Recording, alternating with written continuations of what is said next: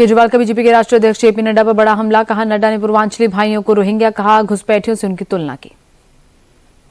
केजरीवाल बोले साजिश के तहत दिल्ली में पूर्वांचल से आए लोगों के वोट काटे गए, बीजेपी बिहार से दिल्ली आए लोगों के वोट कटवा रही है। दिल्ली के महरौली से आप विधायक नरेश यादव ने चुनाव लड़ने से किया इनकार, बेअदबी मामले में हुई है 2 साल की सजा। नरेश यादव ने खुद ट्वीट कर दी चुनाव न लड़ने की जानकारी, लिखा जब तक बरी नहीं हो जाता तब तक चुनाव नहीं लड़ूंगा।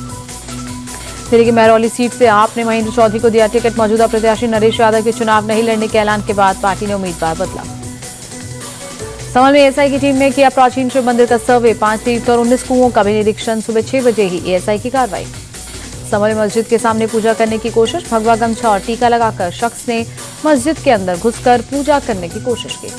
पुलिस ने आरोपी शख्स को हिरासत में लिया, जहां मस्जिद में जुमे की नमाज से पहले पूजा पाठ करने की कोशिश में था आरोपी। समल से सपा सांसद जियाउर रहमान बर्ग के अवैध निर्माण पर चला बुलडोजर, प्रशासन के घर के बाहर बने अतिक्रमण को हटाया।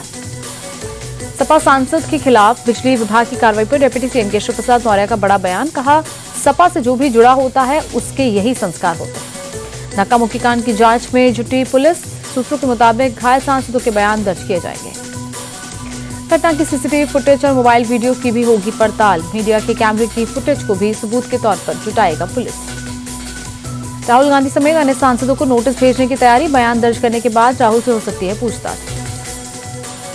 शीतकालीन सत्र के आखिरी दिन भी लोकसभा में जबरदस्त हंगामा, सदन शुरू होते ही विपक्ष ने काटा बवाल।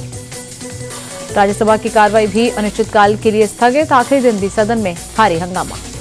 स्पीकर की टी पार्टी का विपक्ष ने किया बहिष्कार, सत्र के समापन पर लोकसभा अध्यक्ष सभी दलों के नेता को शिष्टाचार मुलाकात के लिए बुलाते हैं।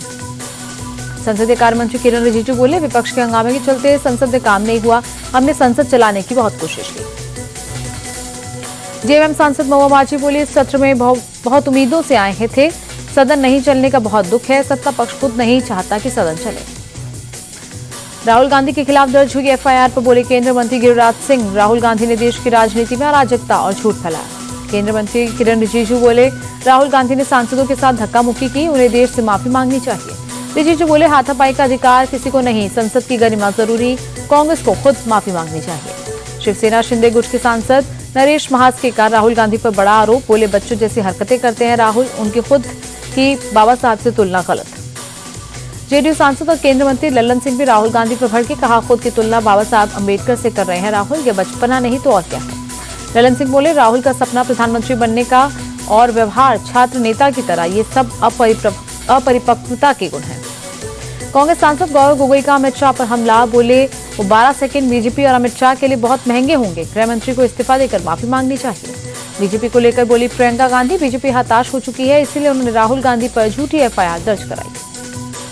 दिल्ली में बीजेपी कार्यालय के पास लवारिस बैग मिला, इलाके की घेराबंदी कर पुलिस बैग की जांच में जुटी।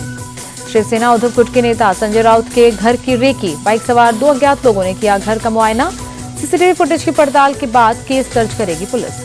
दिल्ली हाईकोर्ट का अहम फैसला, इंडिया टीवी के चेयरमैन रजत शर्मा के डीप फेक वीडियो को हटाने का आदेश, हाईकोर्ट ने रजत शर्मा के पर्सनालिटी राइट्स को सुरक्षित रखा।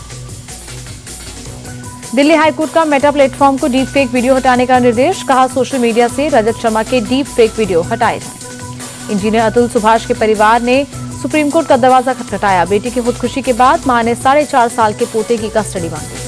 सुप्रीम कोर्ट ने मामले से जुड़े 3 राज्यों में यूपी, हरियाणा और कर्नाटक को नोटिस जारी कर जवाब मांगा, अगली सुनवाई 7 जनवरी को। भोपाल में मिंडोरी के जंगल में खड़ी कार से 52 किलो सोना बरामद, कार से 10 करोड़ कैश भी मिला। रात 2 बजे आयकर विभाग की रेड, 100 पुलिसकर्मियों और 30 गाड़ियों के साथ की छापेमारी। मेरठ में पंडित प्रदीप मिश्रा की कथा में भगदड़ मच गई, कई महिलाएं घायल, कई बुजुर्ग भी भीड़ में दबे। मानसून के रोकने पर हुई धक्का मुक्की के बाद मची भगदड़, पुलिस प्रशासन मौके पर मौजूद। अव्यवस्था के चलते भगदड़ मची, कथा में रोज करीब 1 लाख भक्त पहुंच रहे थे, शिव महापुराण की कथा चल रही थी। मेरठ के आईजी बोले भगदड़ में एक महिला घायल हुई है, हालात नियंत्रण में किया गया।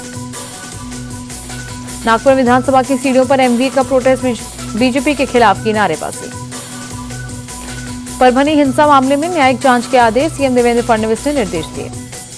हरियाणा के पूर्व मुख्यमंत्री ओम प्रकाश चौटाला का निधन, गुरुग्राम स्थित आवास पर 89 साल की उम्र में ली अंतिम सांस।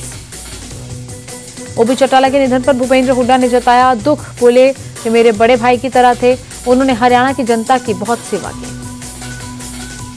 कांग्रेस अध्यक्ष खड़गे ने ओपी चौटाला के निधन पर दुख जताया। बोले, ओपी चौटाला ने हरियाणा और देश की सेवा में उचित योगदान दिया। पीएम मोदी ने जयपुर हादसे को लेकर सीएम अजय लाल शर्मा से की बात, हर संभव मदद का दिया भरोसा।